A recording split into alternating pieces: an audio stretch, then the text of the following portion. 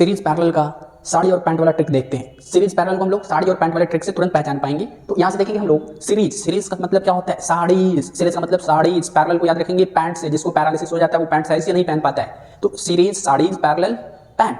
तो जितने भी पैंट के फॉर्म में, पैंट क्या होता है, दो पार्ट में बटा होता है। पैंट क्या होता है, दो पार्ट में बटा होता है। जो पैंट होता है आपका क्या होता है, दो पार्ट में ऐसे बटा होता है। तो ये क्या हो जाएगा आपका, पैरेलल हो जाएगा। और साड़ी जो होती है बिल्कुल सीधी होती है, तो ये क्या हो जाएगा आपका, सीरीज। ये क्या हो गया आपका, सीरीज हो जाएगा। और ये पैरेलल हो जाएगा। तो जहां कहीं भी सर्किट में आपको बिल्कुल सीधे लाइन दिखे, सीधे स्ट्रेट में आपको सर्किट दिख जाए तो वो सीरीज। यहां से देखेंगे तो ये हमारा सीरीज हो जाएगा।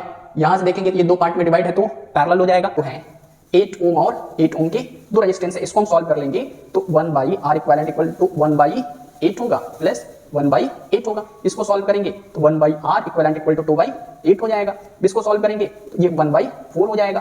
तो R इक्विवेलेंट इक्वल टू आपका 4 ओम आ जाएगा। ठीक है। अब जैसे ही ये पूरी सर्किट क्या हो गई आपकी, 4 ओम में कन्वर्ट हो गई।